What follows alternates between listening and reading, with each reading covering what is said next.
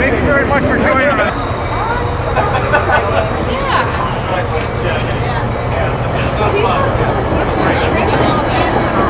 Oh, we heard a lot of noise. I'm like, oh no, they said there's going to be a kid in here. Yeah. And we were like right there.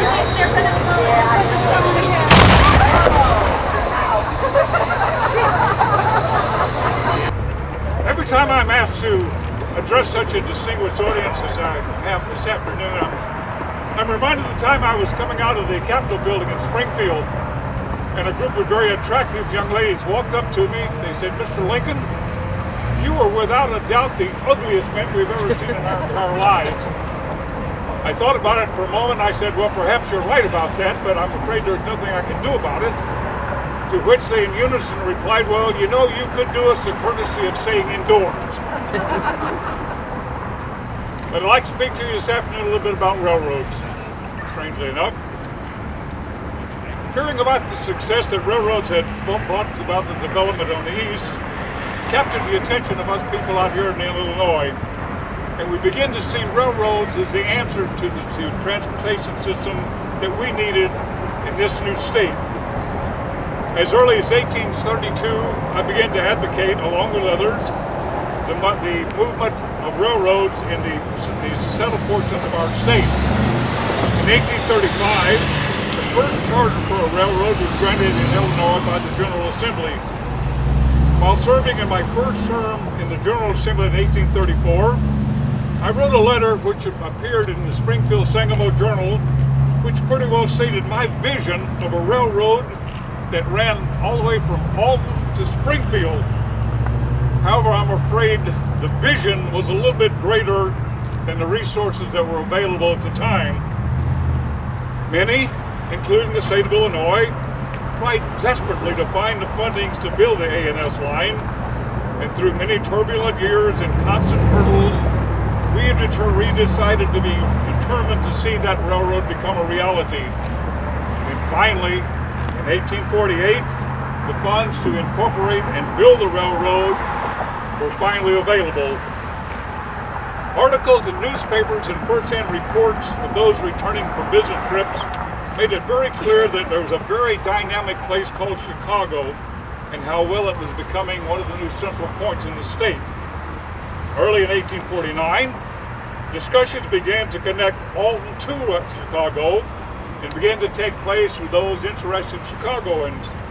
A year later, the goal was reached to actually go to Chicago. 18 years after my initial vision, on September the 9th, 1852, the first train for Alton approached Springfield, Illinois, to the accompaniment of cannon fire and very cheerful and excited citizens. A bill was passed that then would extend the A&S line from Blooming to Chicago, which included a connection to Joliet. The name of the train, or the line, was then changed to the Chicago, Mississippi line, better known as the C&M.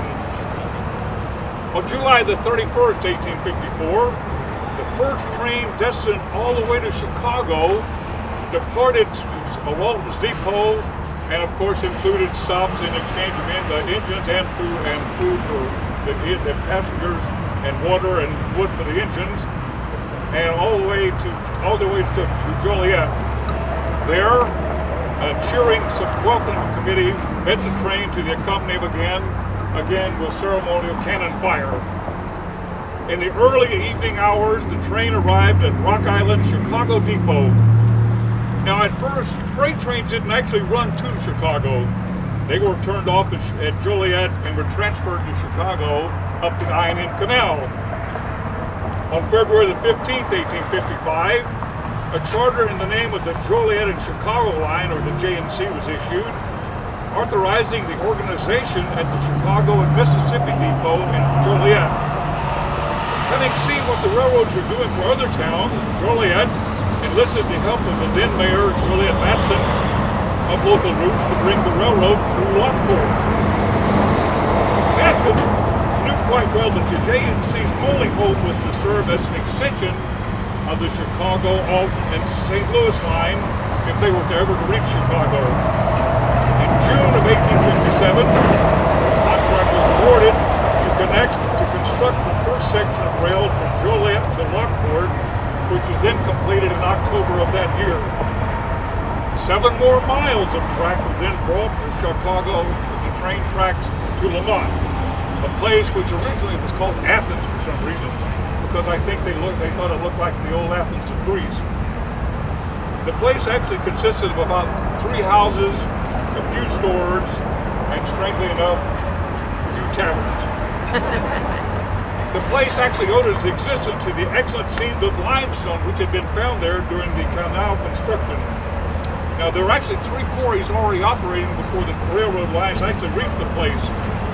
Lamont limestone, as it's called, when it's exposed to air, turns a very attractive pale yellow, or as some people call it, buff color, and became a very popular building material, used in very numerous buildings around here, many of which still stand in Illinois and other states, including the state prison, of course the railroad station here in Lamont, and the Lockport Depot. And ahead from Lamont lay the very forested Des Plaines River Valley, Bridgeport, and Chicago. Work on the remaining segment of the Chicago was completed in March of 1858. Within weeks of the JNC's opening, transfer of the freight at Joliet to the canal boats ended, and very soon there was a roundhouse built in Chicago, and engines could be repaired there. Of course, as you're well aware, in February of 1861, I bid farewell to Springfield in the state of Illinois. I began my journey to Washington City into the executive mansion. And of course, that's a story for another day. Thank you, Mr. President.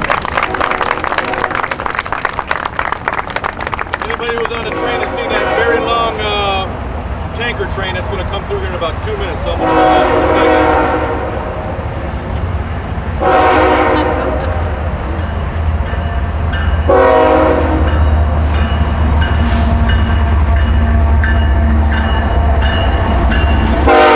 Over that, can you hear me, Sherry? I'm loud enough, aren't I? I thought so.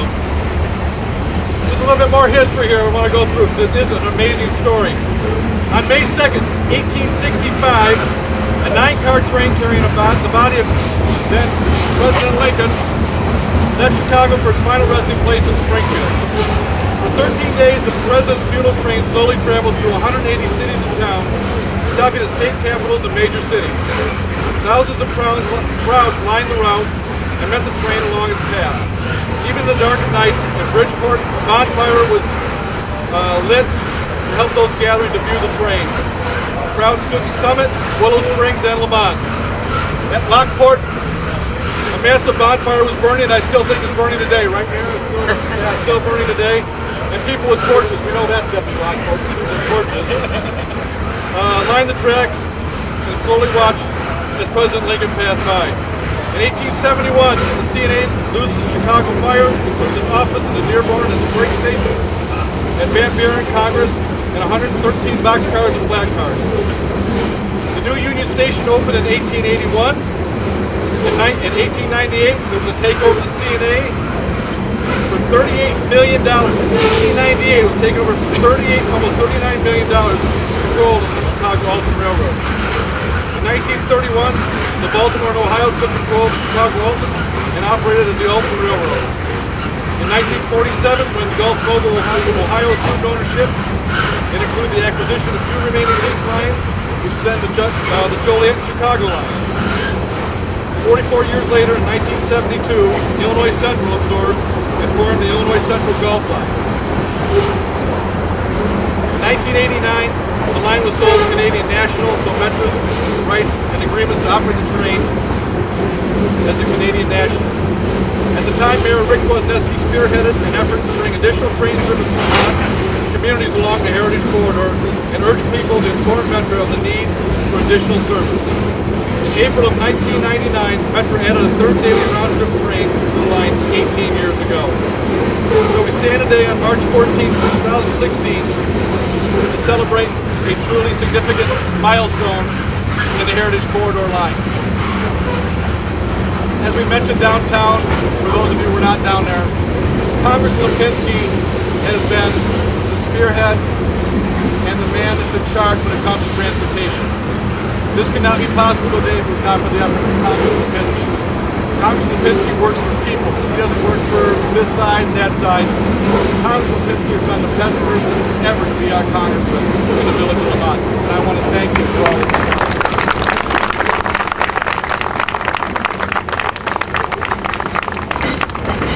Today I'm hoping is just the beginning of what should be a lot more trains, I'm hoping in the very near future, for this line.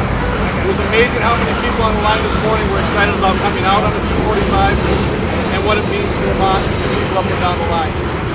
We're very excited that we're hoping that all the paperwork can be into IDOT by April so that the Romeoville station will be on the September bid letting for IDOT. Mayor Noak is working feverishly along with IDOT to make this happen. I'm standing here as far as being the representative of the Heritage Corridor line and the Heritage Corridor Commission.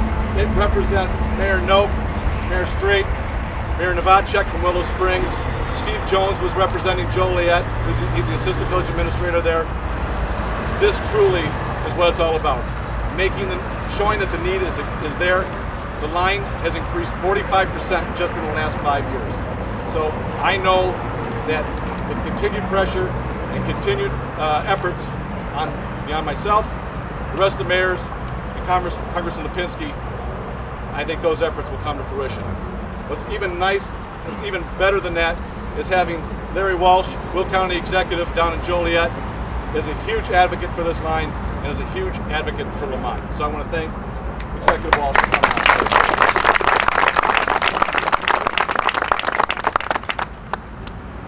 Thank you. I want to say it's a great day to see this come about.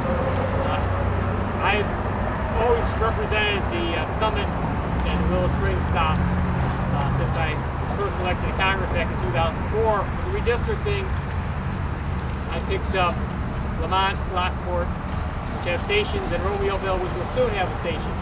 So it's been great to work with all the mayors, with Executive Walsh, especially with Mayor Reeves, who had took it upon himself to get onto the board of Metra and make this a real priority. So we want to thank you for the work that you have done on this, stayed on top of this day in and day out to bring this day to fruition.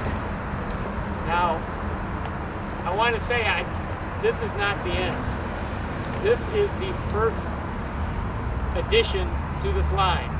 I've heard from so many people about the need, and I understand the need, the demand along this line, and it's only going to grow as the economy picks up, more housing is being built.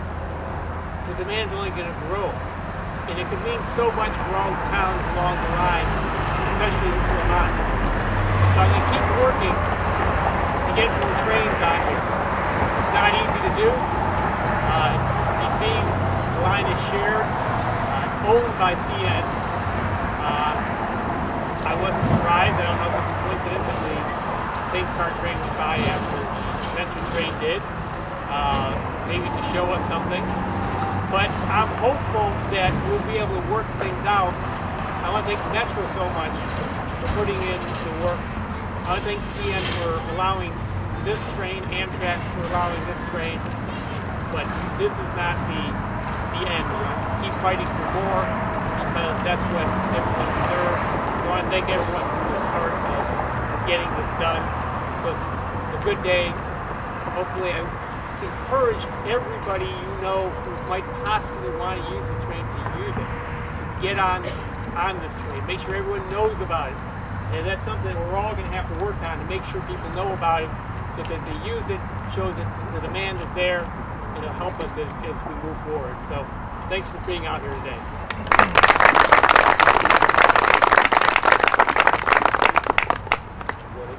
Sorry, man.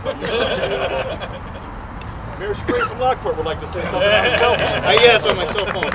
I just want to be very quick about this because I personally, as the mayor of Lockport, had very little to do with any of this. This is really the hard work of Larry Walsh, Congressman Lipinski, and I really want to give a call out to Mayor Reeves and his wife Sherry. I mean, for Mayor Reeves to volunteer himself to be on the Metra board, it takes a tremendous amount of time, and for him to be your mayor and to do those extra hours, and for Sherry to put up with it, it really means a lot to the community that he serves. And I just want to make sure that we give him a round of applause. Mayor Noak, I thought it'd been fun to be able to shoot Mayor Noak out of the cannon, but I thought maybe that'd be bad. We're like brothers. you know, my colleague from Lockport's a little modest. You know, it really is a great team effort. This group's been beaten on and off for months, not years now. And we have some great leaders in the group. And Mayor Reeves and his role in Metra, we wouldn't be where we are without him. And I just can't say enough of him. He is like a brother to me and a great close personal friend. And that working relationship is fantastic. As with the working relationship with everyone here. And we couldn't see anything in transportation if it wasn't for the partnership we have with Congressman Lipinski. Whether it's trains, airports, roads, you name it. This is the Congressman for Transportation, and our economies are based on transportation. And so we're so lucky to have him representing us in Congress. Now, I look forward to, as it was mentioned, inviting you all to come out this fall for a groundbreaking for a new station, because with more trains comes the need for more stations, more parking. So we're going to help you out with that, and with the help of all of them, we're going to have a groundbreaking hopefully later this fall, and we'll invite you all out to Romeoville to be a part of that, because that station really is going to be a station not only for our community, but for Southern Lamont. It'll be faster for people in some parts of Lamont or Lockport. It really will be a station for the whole region, and that's what the goal of the project at Romeoville is to be another station to make this line even better as we continue to get more service. So we invite you all to come out, and I want to thank everybody here and all of you for being a part of this. Thanks. It really wouldn't be something if we didn't have Executive Walsh say just a couple of words. Thank you, Brian, and all the mayors. It's great to be here, a historic day, as we continue the march on trying to get better transportation for all our residents in Will County and southwestern Cook. I have to applaud Mayor Reeves. He's one of our board members on the Metra board, and the Metra board and Don Orsino have done a tremendous job in understanding the needs of what our constituents want.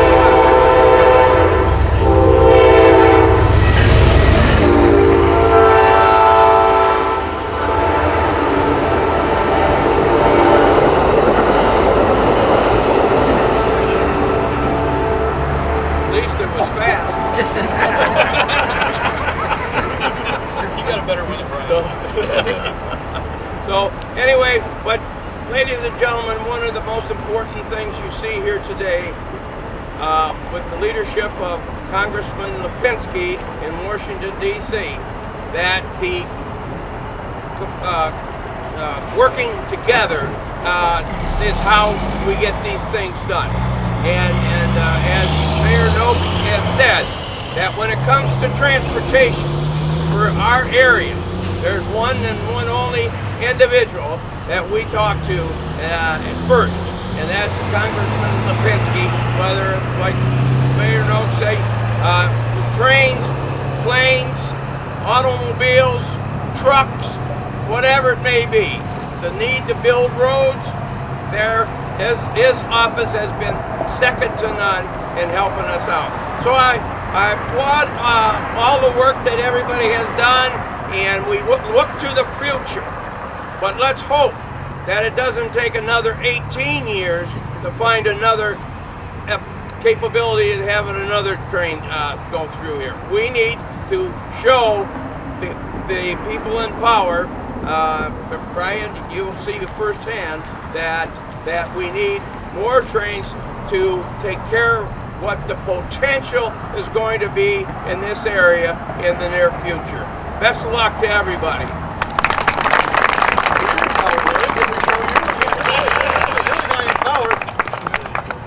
Yeah, Larry's in power. I mean, Congress, we're showing him.